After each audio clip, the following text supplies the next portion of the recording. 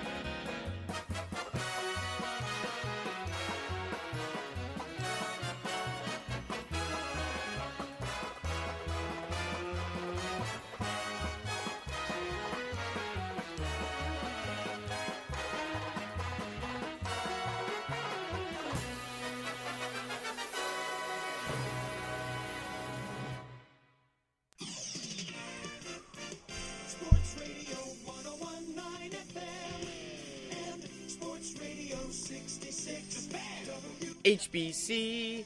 What a tear this team is on right now. It is a good evening to you and how you be. William Haynes here, you there, here at 1040 on this Wednesday night. This Rays post-game edition of the William Haynes Show is live from the WHBC studio in Clearwater, Florida. A 9-7 win going in the books for the Tampa Bay Rays tonight over the Baltimore Orioles. They have now won this series with a chance to sweep tomorrow afternoon. Ryan Yarbrough going 6 innings, 3 earned runs, 6 total. Gave up 5 runs early after just 2 innings. The Rays were down 5-0, and they were down 6-1 after 5. But it was in the, in the 5th, the Rays roaring back. 3 runs in the 5th, 3 in the 7th, and then another 3 in the 8th. The power numbers continue. Runners in scoring position, success, that continues.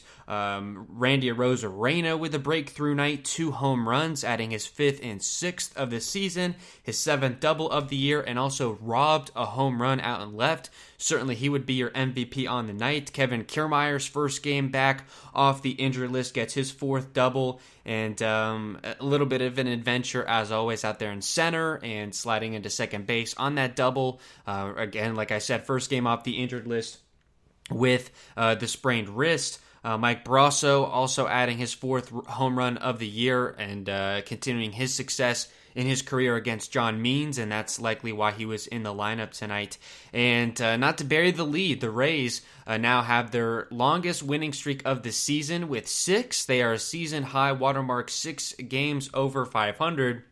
When we last spoke, it was after a 3-2 win over the Mets on Friday night that put them at 21-19, and they had won 2 in a row. And we were thinking then that maybe the offensive numbers were going to get turned around a little bit, especially as the schedule got a little bit easier. The 3 games at Baltimore.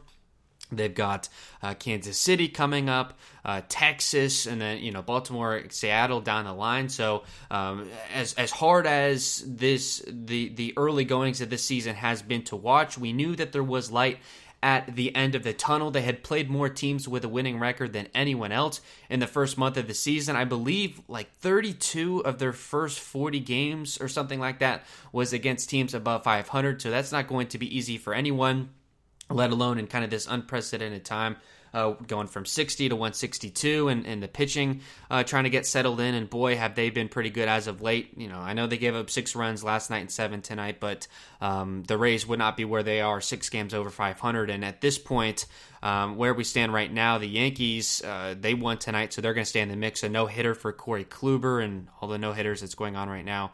As it stands right now, the Rays are tied for basically second place, and they, along with the Blue Jays, are just a half game back of first, the Boston Red Sox, who are 2 outs away from collecting a win, so that would bump them up to a full game over. But the Rays have inched closer and closer to to first place in the American League East at this point. Where we're at right now, which is 43 games into the season, just over a fourth way in, and they are just a game back of first and 6 games above 500, especially with the schedule, and not to mention the 30 games and 31 day stretch that they had to go through. Certainly, you would be pleased with where the team stands right now, and really good that they are beating the teams they are supposed to beat. With the Orioles here tonight winning the first 2 games of this series. And like I said, we weren't quite sure if it was going to come. John Means was dominating on the mound early. He's got a no-hitter of his own to his name this season, and certainly the best starter that the Orioles have in the rotation. He ends up going 6 1/3 to 4 runs, and it wasn't until really the 5th inning and a little bit that was just it. Pretty much all the runs that the Rays got off of him was in the 5th inning, and so that they were able to get into a bullpen for Baltimore that's good on paper, but certainly a team like the Rays should be getting runs off against, and they do just that, scoring 5 runs total off the bullpen. Adam Plutko and Pat Fry, the men that they did damage against. So come from behind victory. About half of the wins that the Rays have this season are in come from behind fashion, so that's very good to see as well. So throughout the show, we will be discussing, obviously, tonight's 9-7 win, 3 games that we missed, the 2 over the weekend against the Mets and the sweep of New York, and then yesterday's 13-6 win over the Orioles, and we'll discuss that all later in the show, and also all the roster moves that have been made. We'll save that for the end because a lot of it is, a couple days old at this point, and we want to discuss the newest stuff first. But with that being said, we're going to take a short break here. We would love to open the phone line to some callers. 877-566-1020 is the number to call. I know we have someone that wants to call in, so maybe we'll come back with that after the break. So with that being said, don't go anywhere. We'll be right back.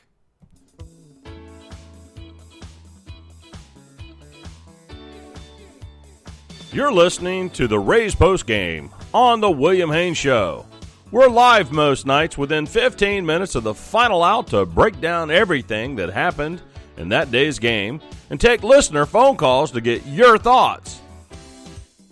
As always, you call the show at 877-566-1020 or tweet the show at WHBC Official. Like you to remember that archives of previous shows can be found on this show's page on Spreaker.com and also on the WHBC YouTube channel. We look forward to having some of you on the show. Thanks for calling in.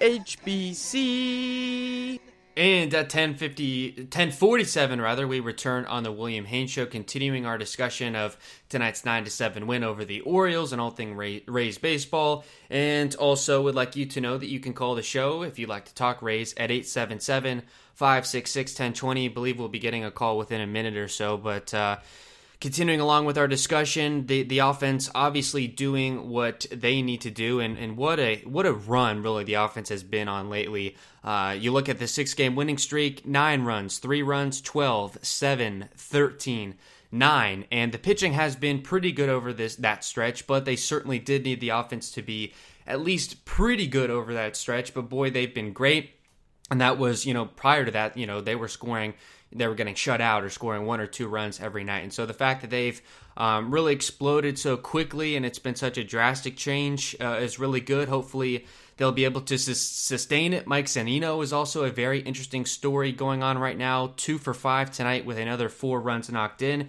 He had the 2-homer night last night to give him the lead for catcher home runs with 10. And he also has the Rays team lead with home runs. And he was pretty good here tonight, or that was actually, I was looking at last night's box score with that.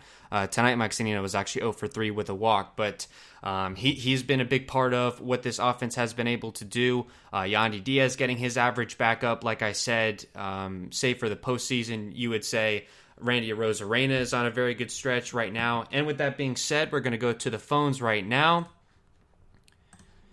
And we have Seth calling from Los Angeles. Seth, you're on the William Haynes Show. Good evening to you, sir. Good evening to you as well, William. It's been a long time since my call. I think I called right before the Angel series. Well, we saw how that worked out. That's right. Yeah, the 4-game sweep, and you were there in person. That was great. Glad they could give you a win. And boy, have they been on a roll here lately. Yeah, I was there for game 2. I got to watch McClanahan and Patino light up the radar gun most of the night. The one blemish being that home run from Trout, but other than that, just generally a pretty monster night all around. I think it ended up being a 14-3 game all told, which I think is the highest scoring game they've had. I seem to draw blowout games against the Angels. Like I'm like a summoner of those, because like whenever I go, they absolutely tear the Angels apart. I went to the first game at Angel Stadium in 2019, and they just completely tore them up. 12-3, I think, was the final, and this one 14-3 or something like that. I'm telling you, I bring them with me. I bring Meadows homers, too, every time I go to games, because he homers in every game I go to. And Willie, too. Actually, so far, both Meadows and Willie have both homered in every game I've gone to. That's awesome, yeah, and I'm glad you could see that. I'm looking at you said the Tuesday game, May 4th, that was an 8-3 win and 2 home runs for Meadows, and yeah, I think that's awesome. And I saw also on the Rays Discord you were having some discourse with some of the Rays players, and I think you said Tyler Glasnow's family as well, so that must have been a pretty cool time out there. I did meet Tyler Glasnow's family very briefly. I was about 2 feet away from Glasnow himself, and I've met his family after. I didn't get a chance to get him to sign my ball. I got a ball from Randy. Wasn't discourse so much as him throwing me a ball and it bouncing off my hands and me getting caught in 8K by 4 other Rays fans that were sitting there watching, and Randy just shaking his head and looking all dejected, and I felt terrible. But an Angels attendant got me the ball. It was a BP ball hit by Phillips. So got the 2 World Series legends to touch a ball for me. That's really, really cool. And Seth, I think the last time you were on, the team wasn't doing so well. I think that was coming off of that Oakland series at home where the offense was struggling, especially with runners in scoring position. And we were discussing maybe things are going to have to change. Where's this team at? And I think they've really found a stretch here where they've been playing some easier teams. They've been able to stack some wins, get their confidence together. Have you changed your mind a little bit? Maybe coming back to earth, not to give you too hard a time, but I think everyone is kind of the law of averages. Everyone is kind of where you'd expect them to be. I deserve a little bit of a hard time. I was pretty mean to some of the guys, maybe a little bit. I think Willie might have heard me because he hit a home run like almost right to me when I was there. Like, oh yeah, you want me to get traded to Cincinnati now? Okay, sure. Now, do I still believe that by the time the season is over, we will have had some turnover, including, it would not surprise me, the two biggest, non-stars of tonight, which would be Willie and Yarbrough. I would not be stunned if either of those people are not on the team by the time this is all over. But that being said, they have all done much better than I thought. Everybody has done a lot better. I will say, what it really does, it's not even just that they're playing easier teams. I mean, let's keep in mind, the Angels weren't doing badly when they went in there and swept them in 4 games. They weren't doing completely horribly at the time. We sent them well below 500 by doing that. And of course, helped the Astros out, which is unfortunate. That's never good. But, so they weren't doing horribly. They were like a 500 team or somewhere in the vicinity when we played them. Of course, we sent them below 500. And then we took one each from the A's and Yankees. The Yankees were as hot as they've ever been. So, I mean, and they ended up they're still on a pretty hot streak. I mean, we just saw the no-hitter tonight. The A's were also smoking hot and still are pretty solid right now. So, I mean, we can't really feel too bad about losing a couple series to those teams, especially to the A's at home. Like, that's not a big deal. Historic domination of the Yankees, you just mentioned the law of averages. It's going to come back. We're going to lose at least one series to them. Out of the probably 5 we're going to play, we're going to lose at least one. So, I'm not feeling awful about any of the losses, and I'm feeling pretty good about a lot of the wins. We swept the Mets. The Mets were coming into the Tropicana Field red hot. They had won 7 games in a row, I believe, and we swept them. So, they were red hot, and we were against 2 good pitchers. It's not like we were playing against bad pitchers. Like, Marcus Stroman has a 2 ERA on the year, which, I mean, ERA is not the best stat, but, and Dave Peterson has a pretty solid year going for him, at least so far. Lucchese's terrible, so that wasn't a complete stunner that we pretty much stomped him. But, like the other 2, we scored a lot of runs off 2 pretty good pitchers, not so much off Peterson because he only gave up like 1, I think, but his bullpen kind of fell apart on him in the end. But, just generally speaking, I think I'm pretty proud of where they're at. I think I'm feeling good about where they're at. Even like the players that have come back from injury have been really good right out the gate. Especially Choi and Kiermaier. I mean, I'll crap on KK as much as the next guy. I still think that he's another one who probably has his foot out the door at this point. But he was good tonight. He was pretty solid tonight. And Choi has been absolutely unbelievable. I mean, no kidding, I don't think anybody expected that Choi was going to be the hottest player in baseball. I mean, he's killing it. It's amazing. It's incredible. 2 RBIs tonight. He had another 2 last night and a homer.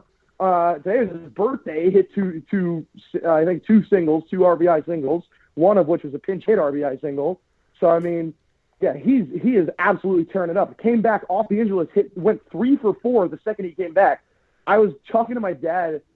The last thing I'll say before I let you get a word in edgewise, I was talking to my dad about the Dodgers and their horrific injury plague. Shout out to Yoshi Tsutsugo, Dodgers legend. I was talking to my dad about that horrific injury plague they're going through, and I compared Bellinger to Choi.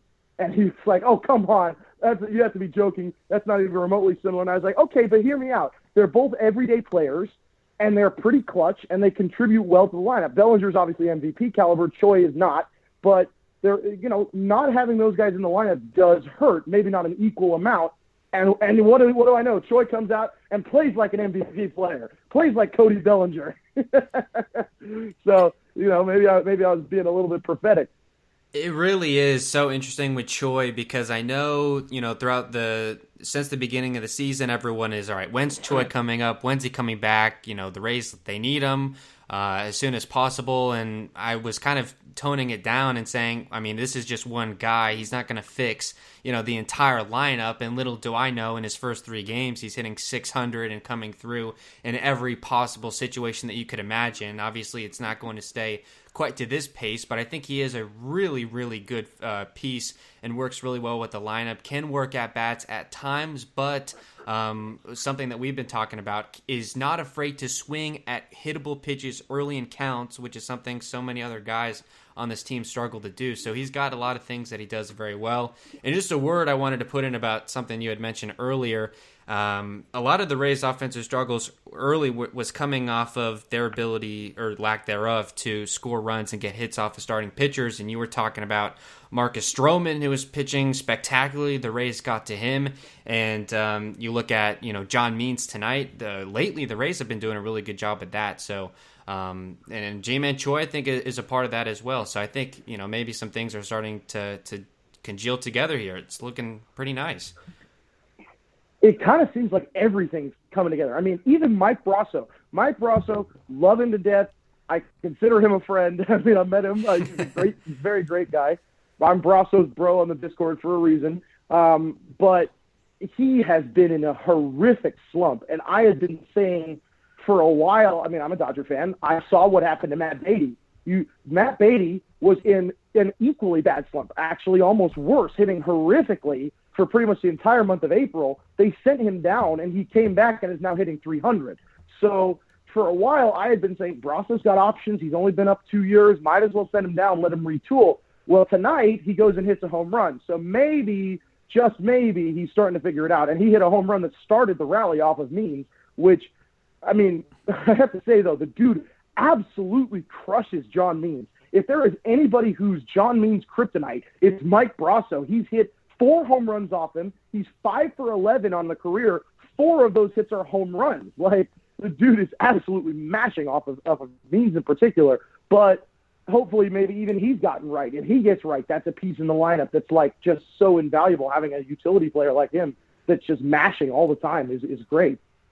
And you would think with Brasso's kind of quick and easy swing that he would be more slump-proof. It is really hard to believe that he's batting 163, but I think the other side of that coin, and you're right about how good he's been against John Means, and I think something about Brasso that I'm a big fan of, he always seems to keep a real level head. He'll come out to the ballpark each and every day and really obviously put out a good performance defensively, and I think most of the time does work pretty good at bat. So I don't know. Very, very level-headed. Yeah, that is absolutely right. I don't know, and I think a week ago or whenever you mentioned it, there was maybe some conversation to be had about a stint in Durham, but right now I think I would just give him some time. There's no question he's the odd man out in the infield, especially with the return of Choi, so just give him some time off the bench and kind of see where things go. Maybe he wrestles some time away from Wendell, maybe he doesn't, but like I said, with Choi coming back, it's a lot of mouths to feed. Yeah, well, that's the good thing, too. I think Choi coming back really helps Brasso because, let's be honest, I love him to death, but I don't think he's really an everyday player yet. Yeah. I think he's getting to the point where he would be that guy maybe in a few years, maybe even on another team. He would be an everyday player, I'd imagine. But he was getting so many high-pressure at-bats with Choi. He was working great counts. Having some horrible luck, and having some really rough luck with strikeouts too. And I think really what was going on with him is just a slump, just one of those things that just happened. But honestly, what I actually think could help him is not being put in so much pressure, because he's really not that guy that you should be turning to every single day. And because of Choi being gone, he was batting almost every single time he faced the lefty. That's rough. He can't. Now with Choi back, you can have Yandy do some of that. You can have, there's other people that can shoulder some of that load. He needs that help. And I think once he gets that help, he will get right, and he'll turn into the exact guy that we need him to be. I think that's exactly right. I mean, early, Brasso was batting cleanup almost every time against lefties, and you're right. I don't think that's necessarily the right spot for him. Have him bat, 6th, 7th in the order, 9th like he did tonight. One final thing I think that I should bring up to you, just because I think you were the first person that kind of brought it up, was to have Randy Arozarena hit leadoff early on. You were comparing him to Mookie Betts, and I was maybe like, I don't know, let's give this time. I don't know if that's the right thing. And boy, I think you were. He's hitting better than Mookie Betts. He's hitting better than Mookie Betts. I nailed it. I thank you for that. I did nail it. I'm so. Okay, sorry. I was so excited. Yeah, he is hitting better than Mookie Betts right now. He's hitting, I believe, 263. Mookie's hitting 257. And he has Mookie has, I believe, 5 homers to Randy's 6. So I'm gonna claim credit for that one. I'm gonna claim credit for Q and Mookie Betts. I am 100% sure now that Kevin Cash listens to this show. 100%. It's confirmed. It's as close as to confirming as we could possibly do without asking him. And yeah, Save for maybe some of his postseason heroics, I think this is one of the best Arozarena games I've ever seen. 3 for 5, 2 home runs, a double, and legitimately took a run off the board, robbing a home run on the short wall and left. So, I know he was hitting 300 earlier, back to 270, but I think he might catch some heat here. And when he gets hot, he gets white hot and can carry this team for long stretches. So I look forward to seeing that and continuing in the leadoff spot, too. I think that gives the lineup some juice. I'm hoping that he continues in the spot for a good little while. I think it's really helping him. I really think that Randy is great, not as the guy. You know what I'm saying? When he's forced to basically be the person who has to control the lineup and has to, he's taking care of everyone. You're putting him in the 2 spot, the 3 spot. He has to carry the team. He starts pressing. He starts taking worse at bats. That sort of thing is not good. I like him in the leadoff spot because he profiles like Mookie. He's got speed. He's got good pop in his bat. He comes from the right side. All that stuff is good. I really like him in the leadoff spot because it's especially when you want to do a right left lineup, that's a great place for him. And I like him in this position where he doesn't have to carry everyone. When everyone else is hitting and he doesn't have to carry the whole team, he'll rack up runs because he'll get on base, and that's critical. Once he gets on base, we're in really good shape because then we got 4 other guys that are right below him. And then if he's also hitting leadoff and some of the 9-hole people get on base, you start to see leadoff home runs, but they're not leadoff because he's the third guy batting. And tonight, you got multiple home runs, one of which is a 2-run shot. So that's the kind of thing that I really like seeing from him. I like him in this position. I honestly think even when we start getting these young kids coming up, I think he's still going to be hitting leadoff or second. The one person that I think at this juncture could probably force him out of the leadoff spot is Vidal Brujan, who is raking in the minor leagues, absolutely destroying Durham, and who is a very speedy guy and who's a switch hitter who'd probably arguably be much better at leadoff than Randy, but we'll have to see.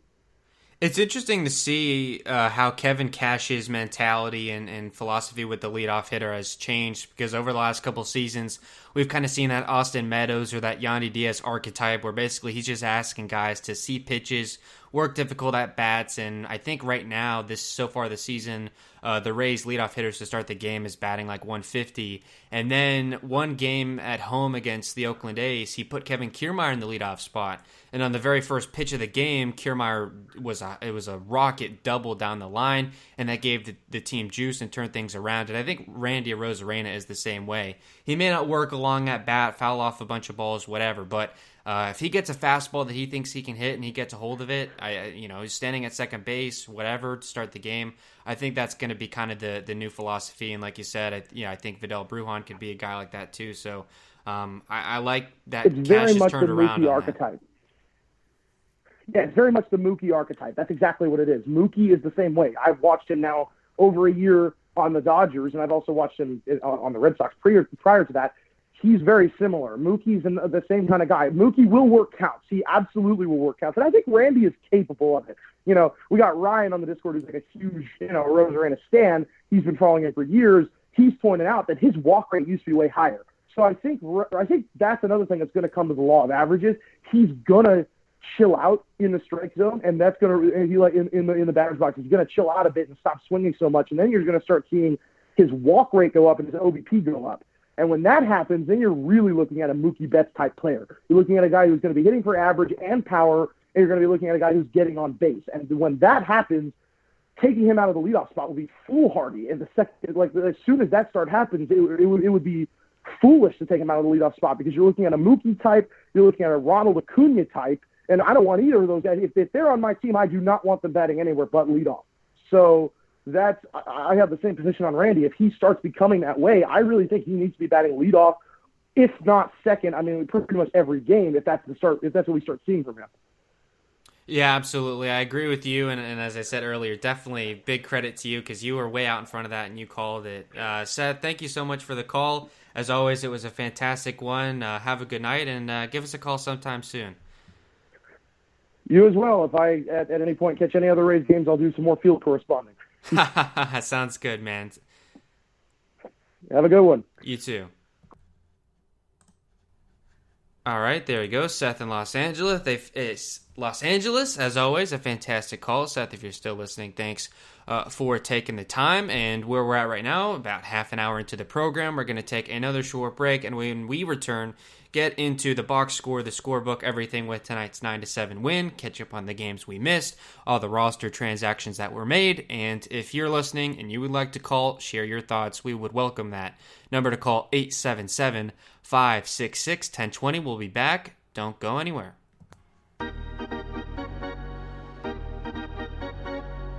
Hey Rays fans, William will be right back. We're in a commercial break, so don't touch that dial. Remember, you can call us internationally toll-free at 877-566-1020 or tweet us your thoughts at WHBC Official. Also, we'd like you to stay tuned for William's other podcasting projects at speaker.com/user/WHBC.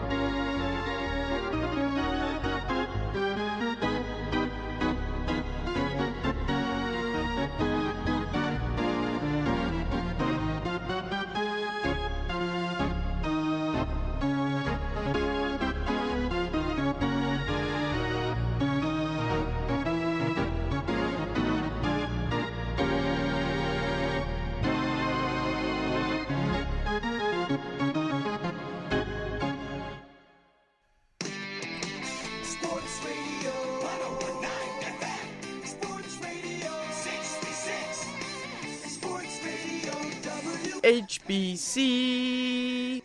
At 11:09, we return on the William Haynes Show. Number to call, 877-566.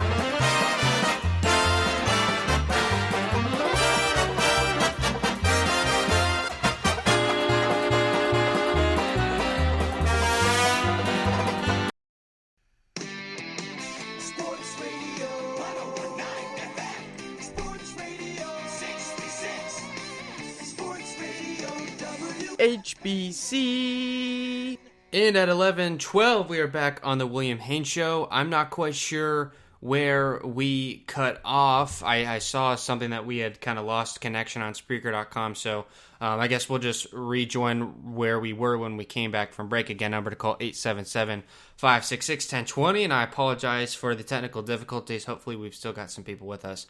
But as I said, tonight's 9-7 win over the Orioles improves the Rays to a season-high watermark, 6 games above 500 at 25-19. They are now 14-7 on the road, so their road domination continues as well. Drops the Baltimore Orioles, who are already in last place in the AL East, to 17-25. They're just 6-17 at home this season. And right now, as we check into the AL East standings, the Rays now all alone in second place, just a game back of first. That's the Boston Red Sox with a win over the Blue Jays tonight at 26-18. So if the Rays winning streak continues and the Boston Red Sox stumble a little bit, the Rays could find themselves potentially in the month of May in first place in the division, and certainly we would love to see that. So overall for the Rays, it was 9 runs on 10 hits, 1 error, and for the Baltimore Orioles, 7 runs on 11 hits. So they do out-hit the Rays, no errors defensively for them. Collecting the win was Ryan Yarbrough, or rather Ryan Thompson, who followed Yarbrough.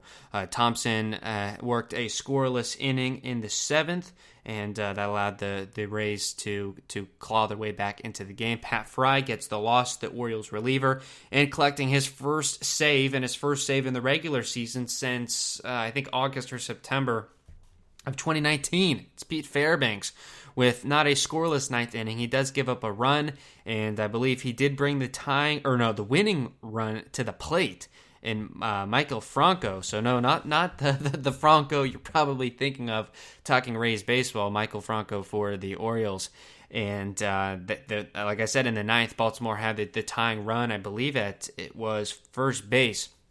And with Pete Fairbanks, it's always interesting, but does get the first save, and I believe he collected a save in Game 7 of the ALCS over the Astros as well. So he has done it more recently, but it's been a while since he's done it in the regular season. So the lineup that Kevin Cash put out there today: defense first in the outfield from left to right, it was Randy Arozarena in left, Kevin Kiermaier back off the injured list for the first time in center, Manuel Margot in right field, and then in the infield from third to first, it was Mike Brasso at third, Willie Adames at shortstop, Brandon Lau at second base, it was Yandy Diaz at first, Mike Zunino did the catching, and Francisco Mejia was the DH. And that's, I believe, the first time they did that since April 6th, and they've only done it just that one time.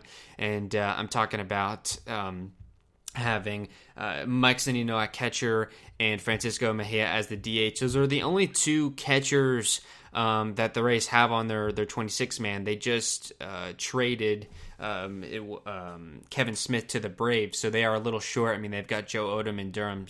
They have options, but you limit yourself a little bit there. I mean, I guess you could forfeit the DH, but either way, I wouldn't necessarily say it worked out, but that was the option. They could have also had Joey Wendell off the bench among other guys, but I think they put their best lineup out there today. G-Man Choi was also another option, but he pinch hits later in the contest, and this is when they're going to do it against a left-handed pitcher. Mike Zunino, I believe, has some decent history against Means, so you want him in the lineup lefty on righty, and Francisco Mejia, who's been much better, the switch hitter from the right side against the lefty Means as well. And like I said, I think that they gave themselves the best chance to put some offense up on the board. And the way that let's continue to talk a little bit about the defense, because some interesting things to discuss. As I said, Kevin Kiermaier off the injured list for his first game back off. Rather, it was a couple of weeks ago. It was that Sunday, May the 9th in Oakland, in the first or second inning, sliding into second base on a stolen base attempt, I believe, with a sprained wrist, and obviously spent a couple weeks on the injured list, and good to have him back. And he had another aggressive slide into second, and another adventure out there in deep center in Camden Yards. But overall, good to have him back. And I think Francisco's Mejia's second game off the injured list, so they have gotten some guys back. And then the way that the lineup was structured, Randy Arozarena led off, and we spent some time discussing that. And I think that's a good new direction for the team, especially offensively. Manuel Margot batted second. Mejia all the way up to the 3 spot. Yandy Diaz batted cleanup, followed by Brandon Lau and Willie Adames, and a 7-8-9 of Mike Zunino, Kevin Kiermaier, and Mike Brasso. They made one pinch hit across the whole game. It was G-Man Choi pinch hitting for Mike Brasso, the 9-man, in the 7th, and G-Man Choi on his 30th birthday goes 2 for 2 with 2 RBI singles, so very impressive for him, and he came in to play first base. Through his first 3 games back, G-Man Choi is hitting .600 with an OPS of 1,600, so he is on an absolute tear. It's going to come back to earth someday, but not today. We know at least that much, as it seems he's coming through in every possible situation that you can imagine, and has given the team a huge boost. But outside of that, Manuel Margot, who has been one of the team's more clutch hitters throughout the course of the season, as we're through a quarter already through the season, which is kind of hard to believe. So he has been pretty consistent. Margot hitting .236, but again with the clutch hits. Mejia, a bit of a surprise to have him up to third, but I think they had confidence in him against Means. Yandy Diaz hit cleanup, which I think is fine. Brandon Lau, which is surprised that he's even in the lineup against lefties, and he was 0 for 5 tonight. Batted 5th. He's a guy that I've been lauding and asking to be the everyday cleanup hitter, righties or lefties. But you take a look at his splits this year, righty against lefty, and they are quite stark. And this has been a conversation that's gone on throughout the whole year, but a bigger sample size, and it has not gotten any better. So far this year against right-handed pitching, Brandon Lau is batting a pretty good .265 with a .374 on base and an OPS of .905. And against left-handed pitching, batting just .050 and on base of just .136. So he's getting on base just 14% of the time, and an OPS of 186. I didn't even know it was possible to have an OPS that low. And perhaps where the difference is the most is in total bases. Against right-handed pitching, Brandon Lau has 52 total bases, and against left-handed pitching, he has only had 2. The sample size is a bit different: 115 plate appearances against righties and 44 plate appearances against lefties, but I think the point still stands.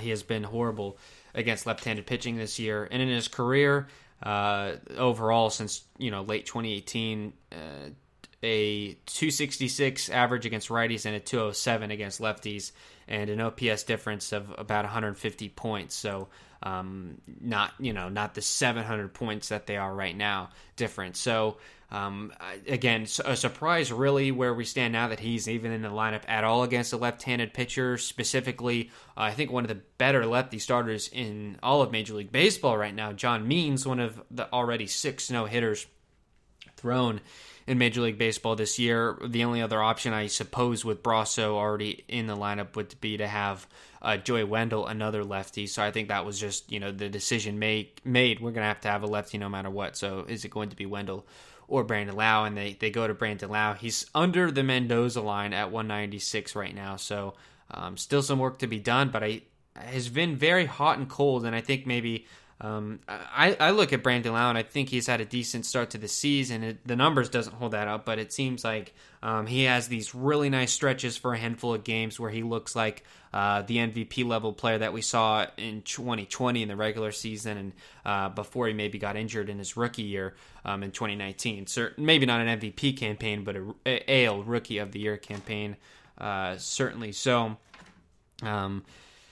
that's really the thoughts, and like I mentioned earlier in the show, I mean, they're scoring almost 7, 8, 9 runs every night, and the fact that they were able to do so in comeback fashion here tonight was very impressive. After just 2 innings, they were down 5-0, and at another point in the game, they were down 6-1, I believe. And that's actually not correct. They were not down 6-1. It was 5-0 Orioles. Then the Rays made it 5-3, and then Baltimore hit a home run to make it 6-3. So those were kind of the 2 different leads for Baltimore. But it was a 3-run 5th, a 3-run 7th, and a 3-run 8th that allowed the team to come through. And talking about the lineup one by one, because I think we should do that to do it justice and talk about kind of the different situations that the team had offensively tonight. Randy Arozarena in the leadoff spot. I don't know how many times I can say it, but I will say it again. A career night, I think, for him. A career high 4 runs batted in. Also took away a home run, so legitimately took a run off the board and created, like I said, 4 of his own. 3 for 5 with 2 runs scored, 4 knocked in, no walks, and a strikeout. His average is up to 268 right now, so I think he was batting 250 the last time we spoke, so getting back up towards perhaps 300. Going into the season, we discussed, probably 270, 280, so he's right about there right now, and is really heating up.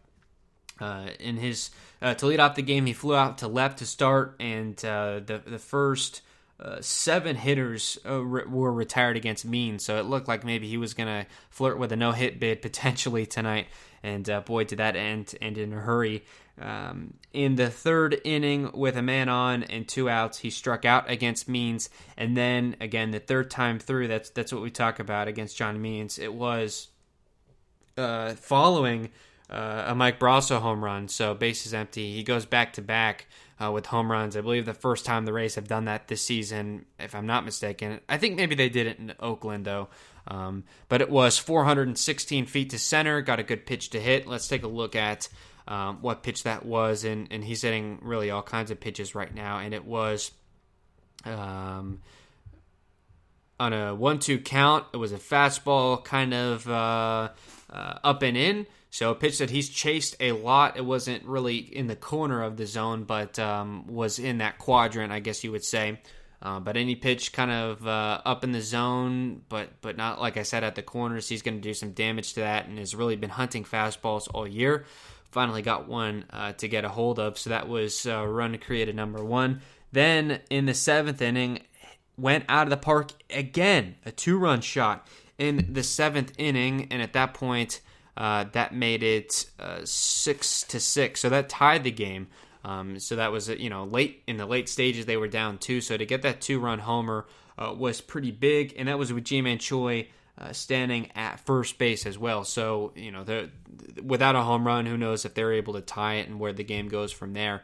And in that situation, 4:27 to left. So 1 to center and 1 to left. It was on the first pitch of the at-bat, just an 88-mile-an-hour kind of cutter. Middle. It just kind of looked like a breaking ball that just didn't break, and so I guess maybe that's why it came up as a cutter, but looked kind of like a slider or a curveball to me. But either way, did some extreme damage to it, and that tied the game. And then in the 8th inning, in his final at bat, that situation, it was 8-6 with runners at the corners, so they had already had the lead comfortably, but added an insurance run with an RBI double, his 7th double of the year, in fact, that knocked in a run. That was Ji-Man Choi at second base. So that was good to see. And the home runs, by the way, were his 5th and 6th of the season. So, a guy with the likes of Zunino with 10, I believe Meadows has 9. So he's not exactly up there in that conversation, but maybe we'll see that turn around. Early in the season, I was kind of impressed because I knew, everyone was saying, if he continues his pace that he was on in the postseason, he's going to hit, 70 home runs, 80 home runs, blah, blah, blah. It wasn't going to happen. We were all very aware of that. But all we could have hoped for was that, he hit for pretty good average, and the power numbers were somewhat there, but it wasn't going to be to that extent. And early in the season, we saw him hitting a lot of hard kind of ground balls, getting through the infield for singles, and I figured that was just kind of going to be the new direction of Randy Arozarena as an offensive player, and I was fine with that because, if he to the tune of a 270, 280 average, that's going to be a good offensive piece for you, and that has obviously been the case, but the power numbers are up a little bit as of late. Also, Seth had mentioned, that Rosarena's walk rate has been higher, kind of going back to his St. Louis days. The walk numbers haven't been incredible, although his on-base percentage is about 100 points higher than his average, a 268 batting average and a 360 on-base percentage. So, whether it's the hit by pitch, the walk, whatever, he is getting on base without a hit pretty often as well. And then a 431 slugging percentage, which is not terrible. And if my math is correct, that is about an 800 OPS, which I think is above average at least. So, and then again, as I mentioned, took the home run away in left field. I don't know who that might have been, that Pat Valleca in the 6th inning. It was somewhere around there, and had to make a jumping grab to go get it. And like I said, it's not hyperbole. Legitimately would have been a home run, and in a 2-run game, that it ultimately ended up being, that could have potentially been the difference maker. So that was great to see from Arozarena.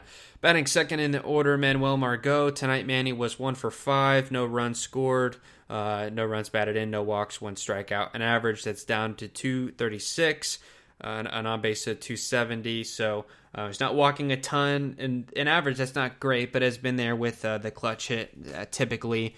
Grounded out in a 1-2-3 in the first, flew out to right to start the 4th, hit a single to follow the home run from Randy in the 5th, flew out to right to follow the Randy homer in the 7th, and then struck out with Arozarena at third base, just 90 feet away and 2 outs in the 8th. So it did leave a runner in scoring position, but I mean, it was 9-6 at that point. So I wouldn't consider that an incredibly clutch situation. Made some nice catches in right field. I don't have a problem with him batting second either. I think when you really need him, he's going to come through, and he was a crucial part in the Rays kind of coming out of the slump and getting on the run that they're on. So I've got no complaints about that. Francisco Mejia, the DH today, again, one of the first games off the injured list, and he was not in the lineup yesterday, and he was catching on Sunday. I believe that was his first game back, and went 0 for 2 with a hit by pitch. So was this? He did not collect a hit, so I think he's still looking for his first hit off the injured list, but is still batting .273 with a .338 on base, and had a terrific start to the year. Had that intercostal issue in Oakland, and they said he had trouble breathing. The issue in between the ribs, so they had him take some time off, and he's back now. 0 for 4, as I said, no walks, 2 strikeouts.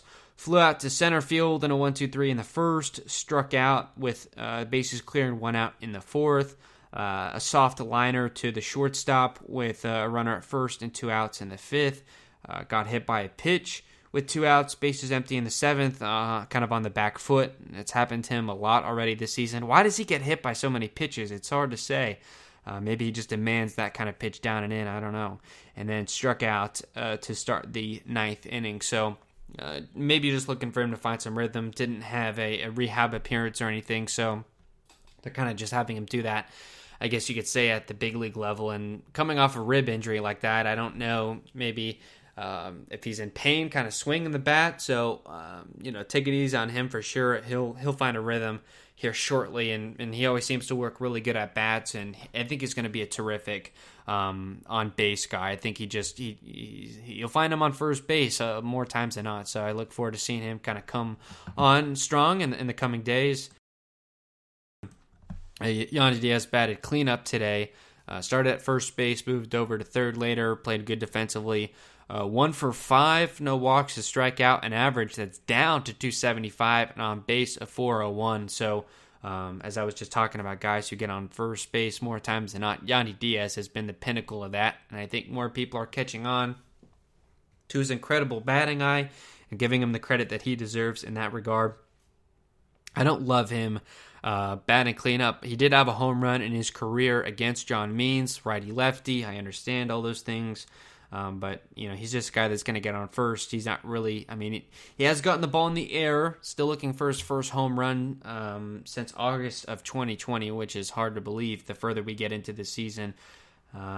Popped up to the second baseman to start the second, hit a 2-out single in the fourth, flew out to right in the sixth, struck out with a man on second and 2 outs in the seventh, and that was a pretty tough situation for him there. I believe in that spot it was tied 6-6, as I said, in the seventh, and just chased a pitch, I believe, a slider down and away, if I'm not mistaken, and he was really upset with himself. I'm going to take a look at that because I know it was a crucial part of the game if they hadn't had that explosion in the eighth inning to kind of take the lead there. They had made a pitching change to face him. They wanted, although it was lefty on righty, taking away a righty, which is kind of confusing. But he had a 3-1 count, then fouled off a slider kind of middle, and then it was a slider down and in that he chased for strike 3 with the man on second. And with Mejia, a pretty good runner, standing at second base, that would give them the lead. And if he could have, I guess, gotten a base hit, it was a full count at that point. So that was frustrating, to say the least, for him, but has been very good lately. So no concerns with him there. Brandon Lau, as we talked about, 0 for 5, no walks, a strikeout, under the Mendoza line at 196, and an on-base percentage below 300 at 299. So he's not even getting on base. 299. He's getting on base 30% of the time, which is not a terrific number. He's never really been a walk guy, but you would just like to see him hit for average a little bit better. Lined out to shortstop in a 1-2-3 in the second. Flew out to left with a man on, 2 outs in the fourth.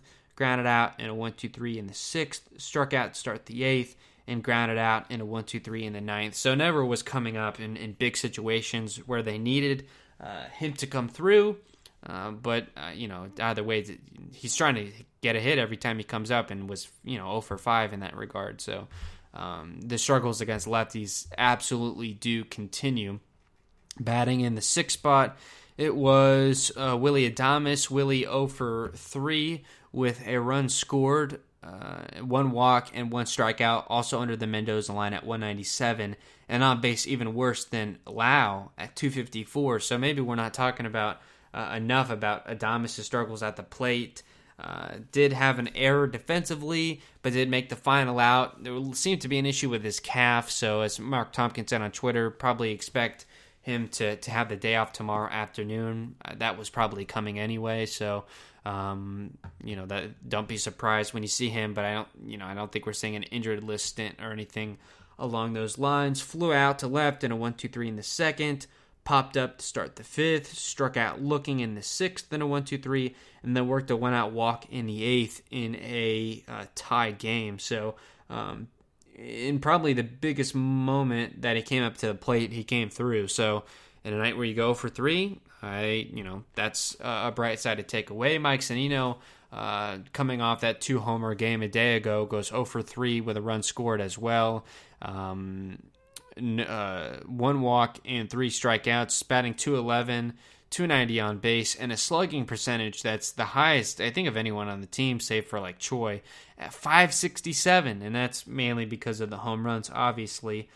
Struck out to start the third, 1-out walk in the fifth, struck out looking in the seventh, and then with a man on first and 1 out in the eighth, struck out there as well. So he is going to chase those pitches, was fouling off a fair amount, so those power numbers are going to kind of come and go, but his approach mainly stays the same. He's finally making some good contact on that fastball high and away, which is a pitch that he's always been chasing. So, again, like I said, the approach not changing. Results obviously will vary. So that's my thoughts on Zunino right now, and he's leading the team with home runs in 10. So good for him, obviously. Kevin Kiermaier batting eighth, coming off the IL. 2 for 3 with 2 runs scored, 1 walk and no strikeouts, .236 average, .321 on base, and an on base that's higher than a slugging by 2 points. But still, that's pretty rare. So he's walking and singling, but not a lot of doubles or home runs. But did have his 4th double of the season here tonight.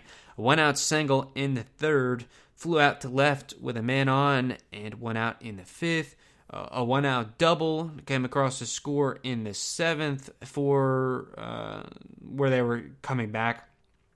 And then with a man on and 2 outs in the eighth, walked to keep the inning going. And I think that was potentially a turning point in the game because I'm looking here where Ryan Thompson came in. That would have been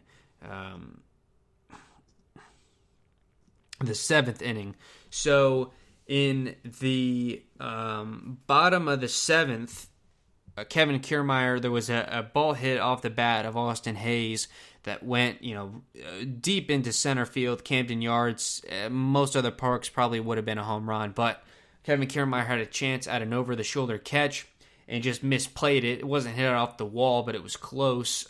He just kind of looked like he kind of tripped on the dirt in the warning track, so could have made the catch for out number 2 in what was, at that point, a tie game in the 7th. But instead, it's a triple for Austin Haynes. If he probably just plays it off the wall normally, it might have been a double. That's kind of nitpicky, but either way. It's a runner at third with 1 out, and that's the go-ahead run in the bottom of the 7th. So, that's kind of do or die time somewhat.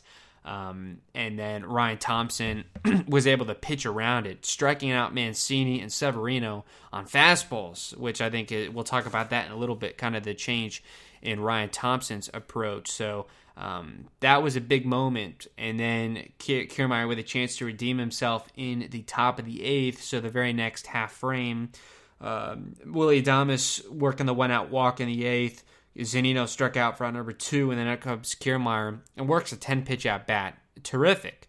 His approach is the same as before he went on the IL, which is don't play hero ball, kind of hacking and slashing, as Dave Wills likes to say, and is able to contribute that way. And so he walks to continue the inning.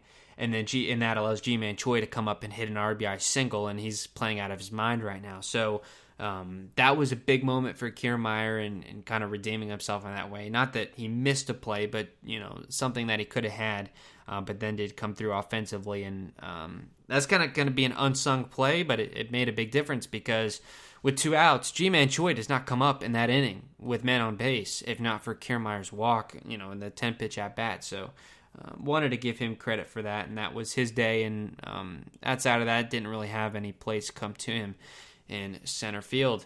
Batting ninth, it was Mike Brasso at third base. He goes 1 for 2 with 2 runs knocked in, no walks, a strikeout. An average that's down to 163. Give him a chance against the lefty Means. As Seth had mentioned earlier, going into today, Brasso was 4 for 10 career against Means with 3 home runs. And so, as you would expect, struck out his first time with a man on and 1 out in the third. Comes up in the 5th with a runner on first and hits a home run, a 2 RBI homer, and that's good for his 4th long ball of the year.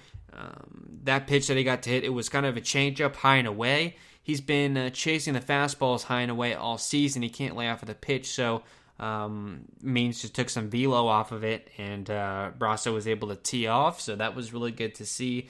And I think that made it 6-3 at that point, so that the Rays were beginning to kind of claw their way back into the game at that time. And then in the 7th was pinch hit for by Ji-Man Choi, who hits an RBI single at that point to make it in the 7th. That gave the Rays the lead at 7-6. And then, in the 7th, that made it 4-6, the RBI single. Then Choi came up again in the 8th, and the hit to give the Rays the lead, that was right after that Kiermaier walk that we discussed. So, Choi, again, playing out of his mind, very clutch, with no spring training. It's hard to believe he's doing what he's doing right now, but simply put, he is doing it.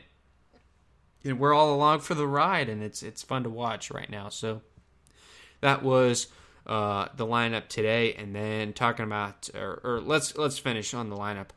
11 strikeouts, 10 hits, so that's crazy. Even in a day that they get 10 hits, they still strike out more than they hit.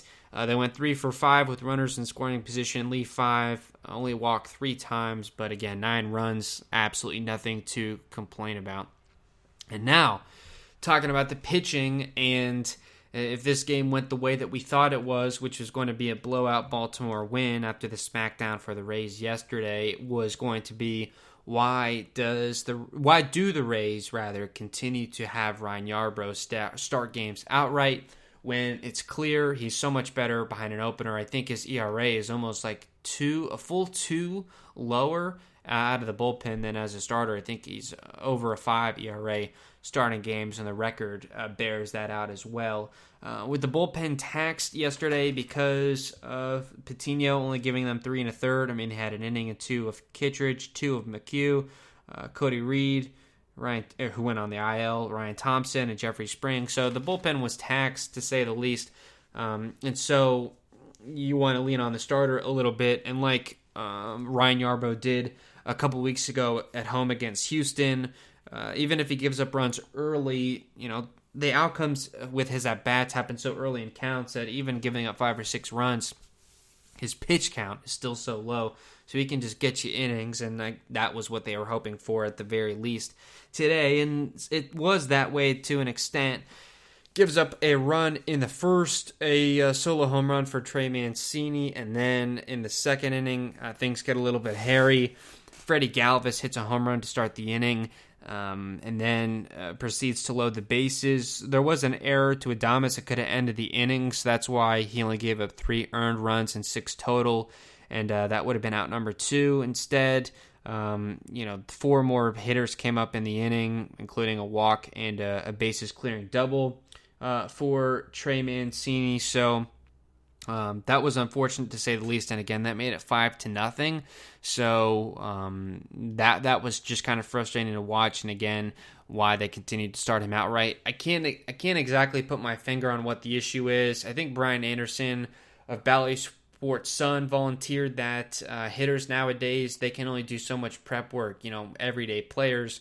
So the scouting reports that they get or they do is based on just who the starting pitcher is. So if the starting pitcher is Andrew Kittredge, they're looking at Andrew Kittredge stuff, but Kittredge is only pitching for an inning or 2, and then Yarbrough comes behind him for like 5. So, but when Ryan Yarbrough is kind of the point of attack, how do we beat him?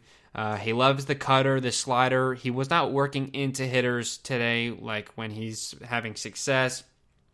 As Dave Wills always says, it seems like he's at his best when he's hitting a couple batters, just because he's challenging guys inside, and where he gets most of those easy outs is just jamming guys up on the hands.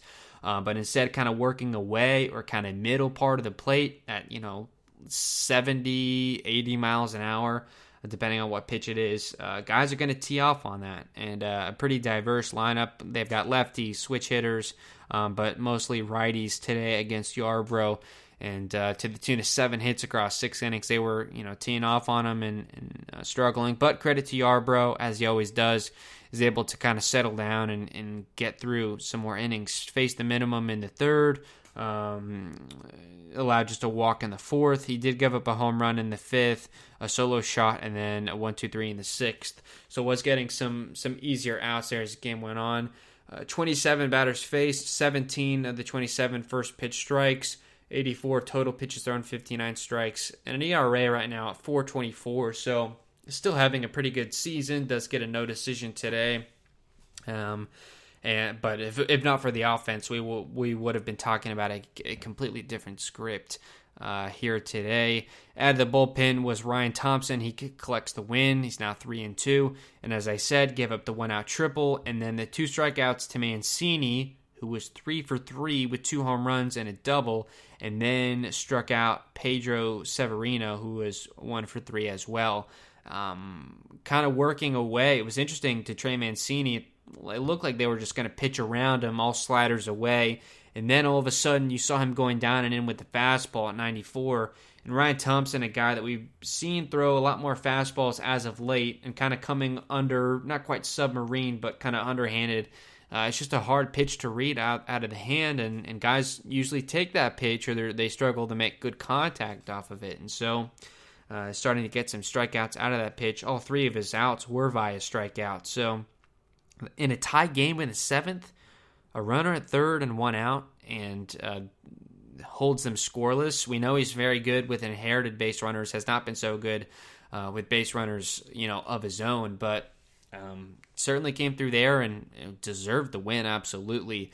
Diego Castillo, in his second stint off the injured list, pitches a scoreless inning. Looked much better than he did his last time. That was, I believe, that was against the Mets. That was on Sunday afternoon after Five of Fleming came out in the 6th and gave up a run. And that was a home run to Patrick Mazeika, which was his first career hit, anecdote there. But was much better at attacking the strike zone. Even the velocity was better for Castillo. Gave up a hit here tonight. That was to Freddie Galvis, the switch hitter, but struck out the next 2 men, was facing the bottom of the order. So they wanted Fairbanks to have the high leverage spot, I guess tonight you would say. Castillo 16 pitches, 12 strikes, 3 for 4, and establishing the first pitch strike. And Pete Fairbanks collecting his first regular season save since the end of 2019. Like I said, did, I think, get a save in Game 7 of the ALCS last year, but it's been a while since he did it in the regular season. Did give up a run on 2 hits, a walk, no strikeouts. Things got interesting. Came into the inning with a 3-run lead, so again, a save situation. Leadoff walk to DJ Stewart, which that's always a bad sign. A couple fly-outs to left. Had Trey Mancini down to the Orioles' final strike. He fights off a pitch to get on with a single, first and second, with 2 outs. Then it was Pedro Severino with an RBI single to make it 9-7. And at that point, it was runners at the corners with 2 outs. And so, the tying run at first base and the go-ahead run basically with Michael Franco. And he, a pretty good grounder. I think that, almost got into the outfield grass between second and third. Willie Adames makes kind of a running play to go get it and flips it to second base to get the force to end the game. Got it by a small margin, and as I said, Adames looked like he kind of hurt his calf there. Doesn't look to be serious, but he'll probably take tomorrow off with the afternoon game. So Fairbanks makes it always interesting. 28 pitches, 17 strikes, almost 30 pitches in an inning. That would take him out of tomorrow, maybe the following day as well. But, I'm sure he'll be available Friday.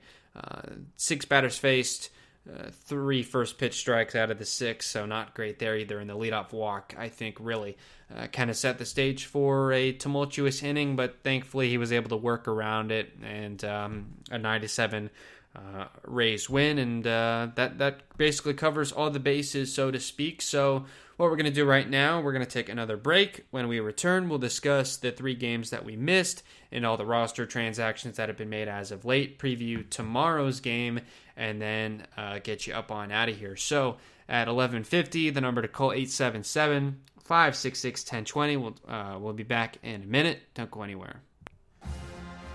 Are you a fan of Florida State University athletics? Then the WHBC-produced podcast, FSU Sports Daily, is for you. Returning this fall, FSU Sports Daily is your everyday look into everything from Florida State football, basketball, baseball, soccer, and much, much more. The William Haynes Show will be right back.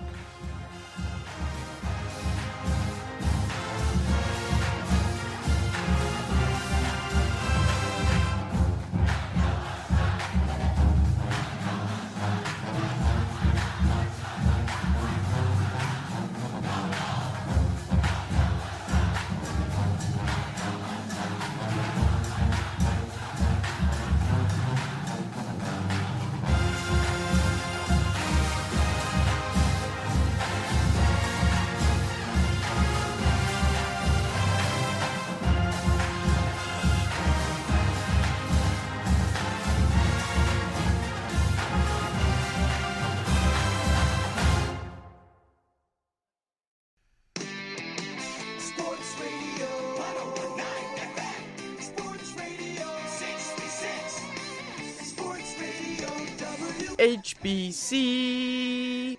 And at 11:51, we are back on the William Haynes Show. Number to call 877-566-1020. The games that we missed, the 2 over the weekend against the Mets, the contest on Saturday, a 12-5 win over New York.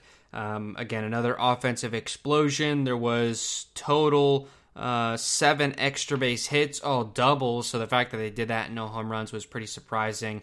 3 doubles for Wendell. It was 2 for Yandy Diaz, and then throw in 1 for Adames and 1 for Meadows, and they were just teeing off on some pretty weak Mets pitching that day. And it was Shane McClanahan getting his first big league win, which was awesome to see. He goes 5 1/3, allowing 4 runs, and I would say, depending on which way you want to look at it, probably his best start as a big leaguer. Certainly, the farthest he's gone into a game was through 80 pitches his last time, through 75 on Saturday, so not stretching him out further in that direction, but did get a 6th up pitching into the 6th inning, and before he had only pitched 4 innings, so stretching him a little bit further in that regard at least. And 4 runs allowed, still has some work to do, gives up a lot more contact than he'd like for someone whose pitches are so deceptive, but he's young, he's a developing prospect. It's going to take time, and he certainly solidified himself at 24 years old as a member of this rotation. So, the sky's the limit for the kid, and was cool to see it. I was there at the game in person, so I can always say that I saw his first big league win, and that's pretty cool, certainly.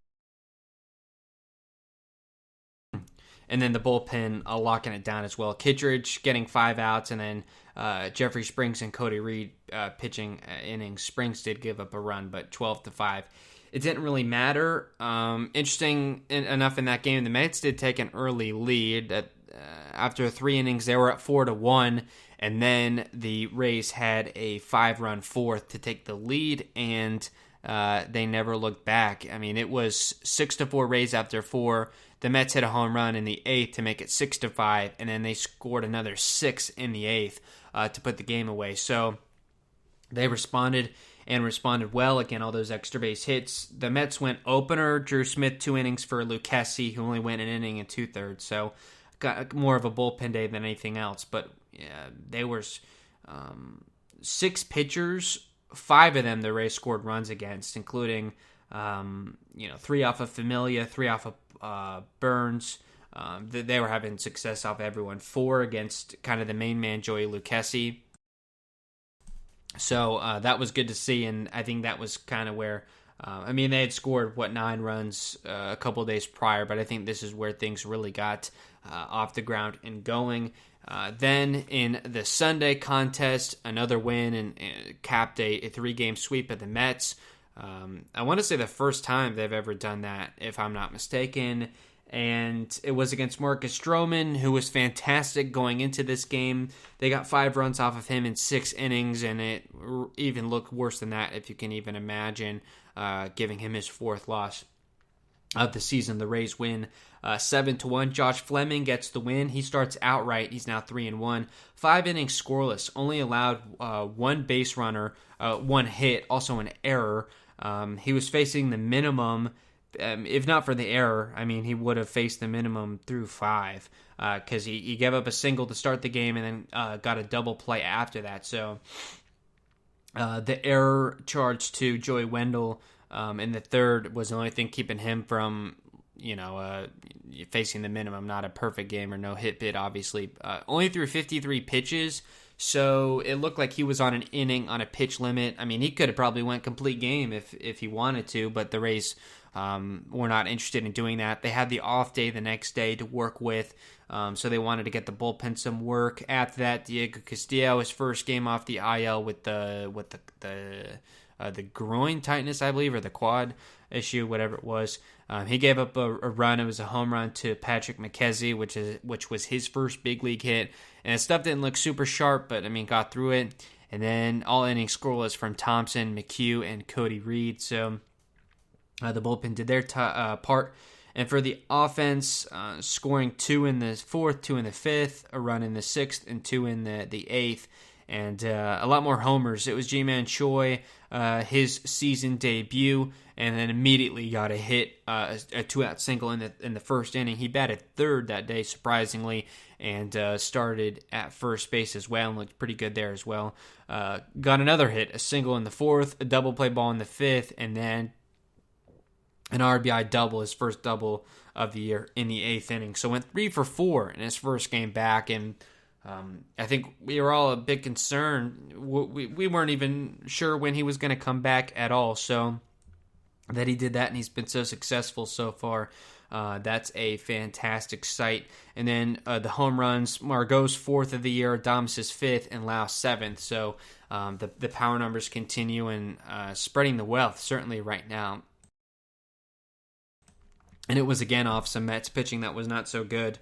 Marcus Stroman was given the pitches to hit, and then they also got some runs off of Edwin Diaz later. So a Mets team that I wouldn't say they're in a funk right now. I believe they've won like two in a row since leaving Tropicana Field, but that loss knocked them down to 18-16, and the Rays were that was the jumping off point, obviously, for the winning streak that they're on right now, and that's about it for that contest. And then, of course, yesterday's game to open the series against the Orioles, it was a 13-6 win. They went with Luis Patino, and this is the game where all of the injuries came. So I guess we'll start maybe with what they did offensively first. Matt Harvey got the start for the Orioles, an inning and 2/3, 6 runs for 7 hits. The Rays got to him very, very early, 6 runs in the 2nd inning where 10 men came to the plate. They added another 2 in the 3rd inning. This was kind of the long ball show. They hit 4 home runs and 2 doubles and a triple. So actually make that 5 home runs. So total, that is 8 extra base hits, which is got to be close to a season high, and probably season high in perhaps total bases. As well. It was Phillips, his 2nd homer of the year. Meadows hit his 9th, and then the 2 home runs for Zunino, his 9th and his 10th. And that's where most of the runs came from. Obviously, it was just long ball city. Hits any kind that you can imagine. Dribblers, liners, bloops, Baltimore chops, fittingly, as they were in Baltimore, obviously, for this series. just screechers, and just getting through the infield, whatever. But they were, a ton of hits, 15 total throughout the game. So a lot of base runners, and so they were just able to tee off on, again, some not so good Orioles pitching. I am to understand that the Orioles bullpen has actually been pretty good this year.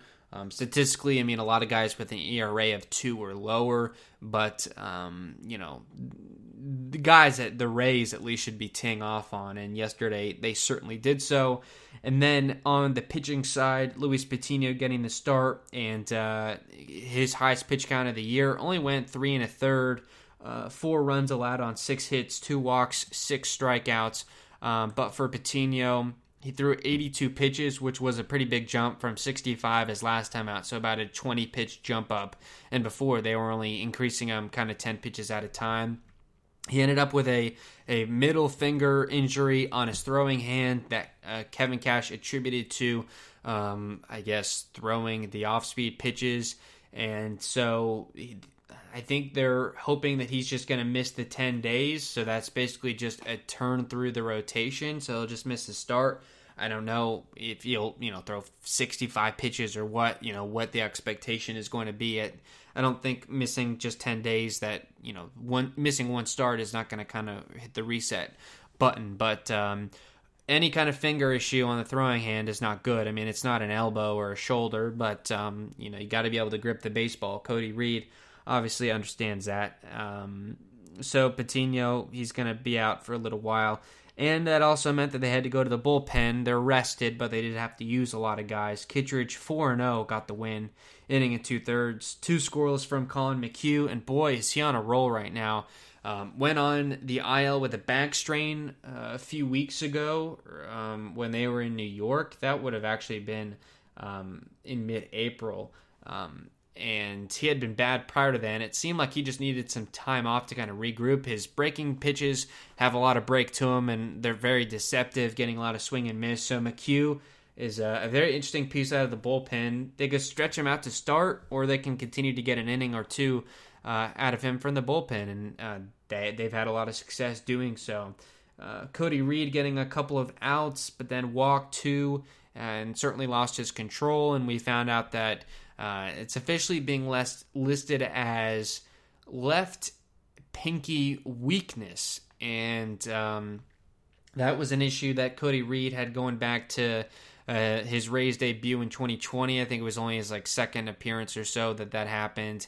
And at first, I think we thought it was blisters or just some kind of issue. Now we're hearing that it could be an early sign of thoracic outlet syndrome, which is something that Chris Archer is going through right now, and something that really not very many pitchers have been able to overcome that, because it's a nerve issue running from your shoulder and kind of your neck area all the way into your hand. And so any kind of nerve issue, you can have surgery, but that doesn't guarantee that things are going to return to normal. And if they said weakness, if it's a numbness, if you can't grip the baseball, and the pinky obviously is a big deal in kind of doing that, palming it, that's going to be an issue. The Rays seem like they were kind of depending on him to be a big contributor out of the pen as maybe one of their number one lefty guy, and that's certainly not been the case. He's been good, but just hasn't been healthy, and it doesn't look like that's an issue that's going to go away. This is, I think, the 3rd time at least already that he's dealt with this, 2nd time this year. So I don't know where they go from here. Ryan Thompson got an out in the Jeffrey Springs, pitching an inning and giving up a couple of runs and left some base runners on in the 9th inning. So his last couple of outings have yielded runs. His ERA is now at 3.38. So he has been good. 33 pitches in the inning as well. And so obviously got the day off tonight. So it's kind of unfortunate to see. It's not hurt them yet, but the pitching was out of their mind. The offense couldn't score a run. Now the offense is out of their mind and the pitching is not looking so good. So I wish they could both be good at the same time, but this is how a season works, especially 162 games over 6 months. Different people are going to have to carry the weight at different times. The offense is doing that right now, so The pitching has, I guess, more room for error, and thankfully they're still able to come away with wins. So they 13-6 win yesterday to open the series, and of course the 9-7 win tonight to win the series in the first series meeting between these two teams. 19 games total to come this year, and you would hope maybe 13 of those could be wins. You certainly hope that it would be, and that would go a long way in collecting some victories for the Rays this season. And I believe they have won like 7 of their last 8 against Baltimore, something along those lines. I know they got swept in Baltimore early in 2020, but have been very good since then. So that is a good thing to see. And I guess what we'll do now, we'll talk about some of the transactions that have been made, because there have been a lot. The last time we spoke was on Friday. Obviously, today's Wednesday, so we have missed we're now 5 minutes into Thursday morning, rather. We're about 12 hours away from first pitch in the afternoon game, later today, tomorrow, whatever you want to say. So the 14th was the last time we talked. That day, we knew that Diego Castillo was activated from the injured list. They sent Louis Head down.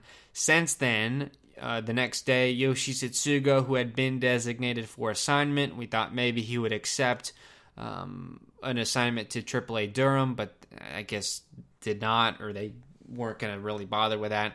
They trade him to the Los Angeles Dodgers for cash considerations or a player to be named later. I believe that's just going to be $400,000 or so.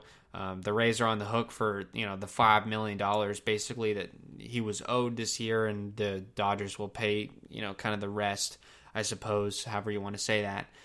So that's kind of weird. The team that beats you in the World Series, and that's where he ends up going. It's just a very odd situation.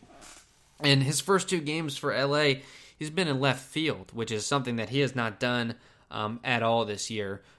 Did it a little bit in 2020, but has been at first base since. So I guess the Dodgers brought in Albert Pujols to play first, so Yoshi moves out to left. And I didn't realize the Dodgers were doing so bad with injuries, because Pujols and Tsutsugo really seem like they're in a bit of a funk right now. Also, with him, I guess, being off the books officially, they activate Ji-Man Choi. And so the corresponding move for the 26-man is they trade Hunter Strickland to the Los Angeles Angels for cash considerations, so they don't really get anything for him. He signed, I think, a minor league contract or was a non-roster invite to spring training, so it was a low-risk, kind of high-reward move. He had pitched pretty well, I thought, but I guess the Angels needed him, but it's not like they got a ton back, so he is gone, and that made room for Ji-Man Choi. I think that was the real reason why. And I don't think they must have been a major league contract, or there was no point in having him in Durham. He's 33 years old or so. After that, they had picked up a couple people like in trades and such. They signed free agent Adam Conley, minor leaguer. They traded for third baseman Wyatt Matheson, who had been DFA'd by the Diamondbacks, for cash considerations, and they sent him to Durham. He's got some pop in the bat, but I don't think we're going to see him at least anytime soon, but just some moves being made. Then on the 16th, which was that was Sunday, they activated Francisco Mejia from the 10-day IL with the intercostal issue, and so to make room for him, they designate catcher Kevin Smith for assignment, and then they end up trading him to the Atlanta Braves for cash considerations to get him off the roster. The Rays acquire pitcher Sean Poppin for the Pirates for cash, and they send him down to the minors. And then, as of late, they made a lot of moves on the 19th, which was yesterday, Wednesday, going into the game last night. And overall, basically, Patino was sent down, the right middle finger laceration. So as long as it heals, he'll be fine, and we'll just miss a start. Cody Reed on the 10-day IL with left thumb weakness, it's listed as. So they bring up pitchers Louis Head and Trevor Richards from Durham. Chris Mazza is on a rehab assignment to Durham, so he could join the team. But right now, Cody Reed, Luis Patino down, Lewis Head, and Trevor Richards up.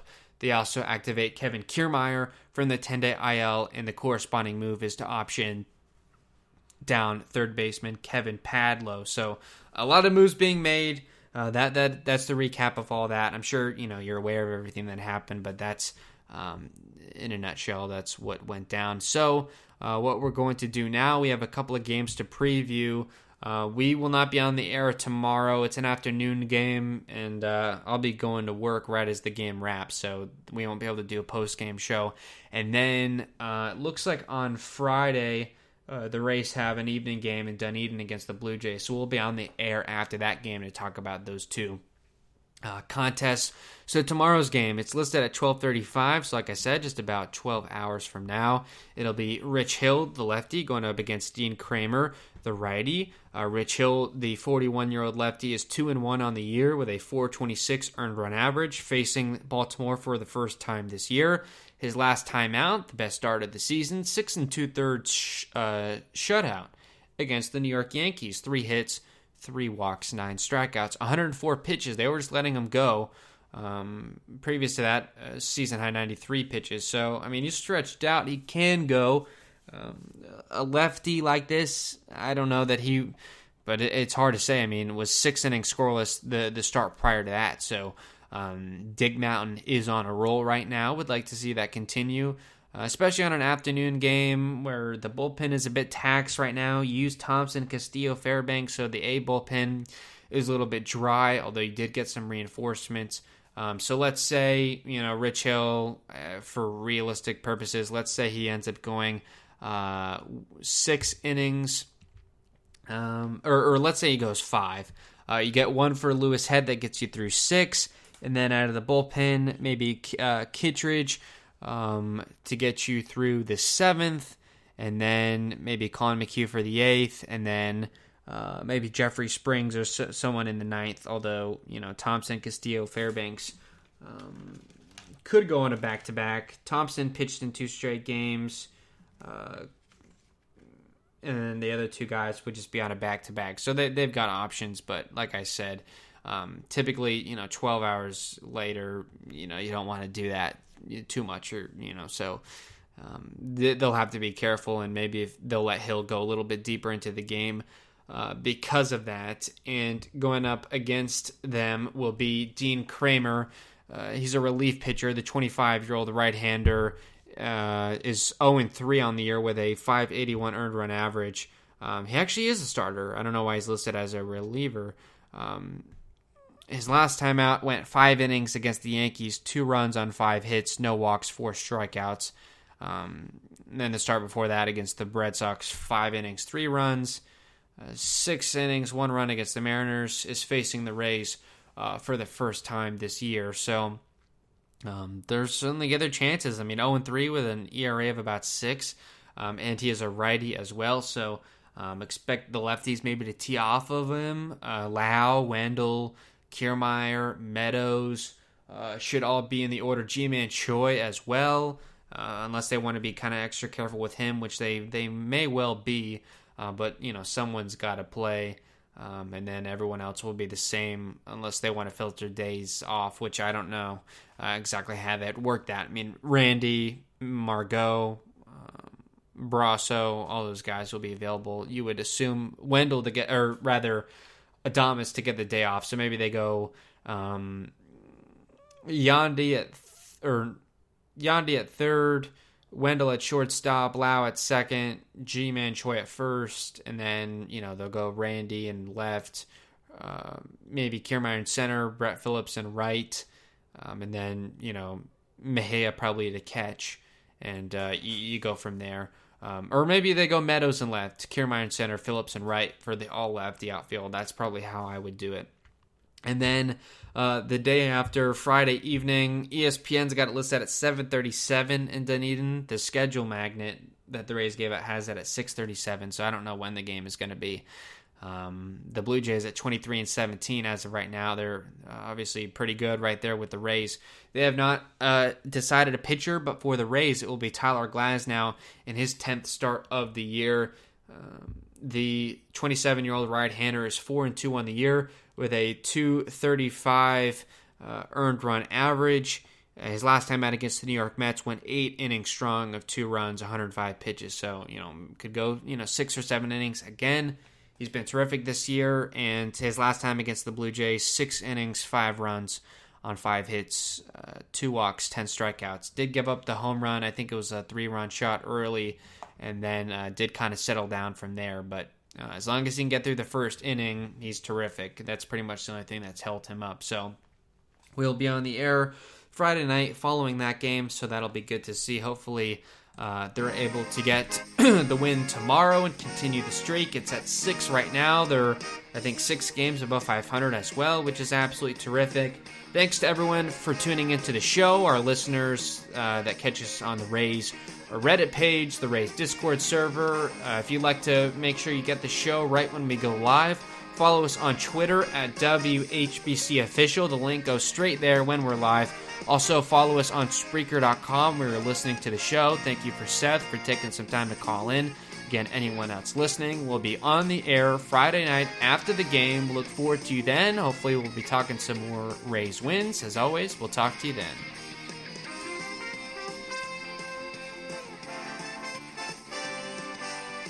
Sports Radio 101.9 FM and Sports Radio 66. The Fan. HBC